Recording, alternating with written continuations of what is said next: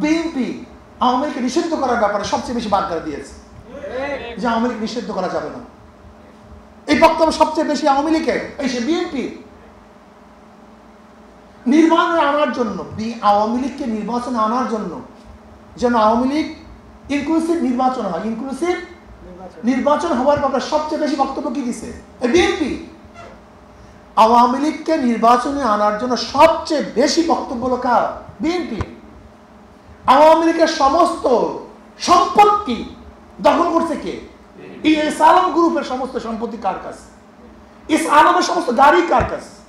খুঁজে দেখুন, আমার খোঁজার দরকার নেই।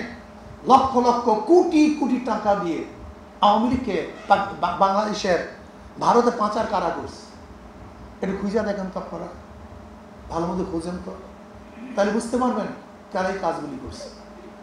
এখন প্রশ্ন করতে পারেন, হুজুর আওয়ামী লীগকে বিএনপি নির্বাচনে আনতে চায় কেন? এটা মারাত্মক প্রশ্ন। যেখানে প্রতিপক্ষ বিএনপির আওয়ামী লীগ, সেখানে আওয়ামী লীগ না থাকলে তো বিএনপি পাস করবে, তাহলে আওয়ামী লীগকে তারা নির্বাচনে আনতে চায় কেন? একদিনে চিন্তা করছেন কেন আনতে চায়?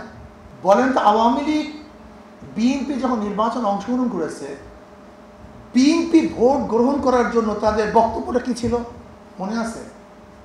আওয়ামী লীগ ঠেকাও, টুপি থাকবে না, দাড়ি থাকবে না, মসজিদ থাকবে না, মাদ্রাসা থাকবে না, ভারত হয়ে যাবে।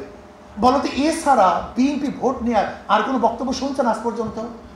হ্যাঁ, 100 বক্তব্য দিতে পারে আওয়ামী লীগ, কেন ভোট তাদেরকে দিবেন 100?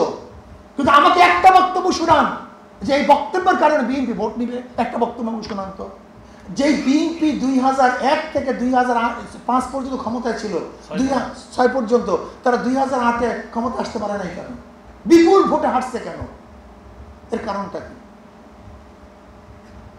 যদি বলেন বিএনপিকে এই কারণে ভোট দিবে, একটা কারণ আপনি যৌক্তিক একটা কারণ উপস্থাপন করতে পারবেন না। যদি বলেন উন্নয়নের চেয়ে 1000 গুণ বেশি উন্নয়ন করছে আওয়ামী লীগ, 1000 গুণ বেশি। এরপর আওয়ামী লীগকে কেন মানুষ প্রত্যাখ্যান করছে? জুলুম, অত্যাচার, অবিচার, চাঁদাবাজি, গুন্ডামি, মাস্তানি, মানুষের অধিকার হরণ করা। আজও বিএনপি সেই কাজটাই করতেছে। বিএনপির হাজারো লিডারদের মুখে বক্তব্য শুনেছে, আমার লিডারের মাজা ভেঙে দিয়েছে, তারপরে লিডার এখনো আছে, তার মাজা ভাঙছিল কেন? এই প্রশ্নের জবাব দিবেন। আগামীতে দেশ ইসলামের দেশ, আগামীতে দেশ ইসলাম ক্ষমতা যাবে ইনশাআল্লাহ। কোন চোর, বাটপার, গুন্ডা, চাঁদাবাজ, মাস্তান, খুনিদেরকে এদেশের মানুষ আর ক্ষমতা নিবে না, দেখতে চায় না।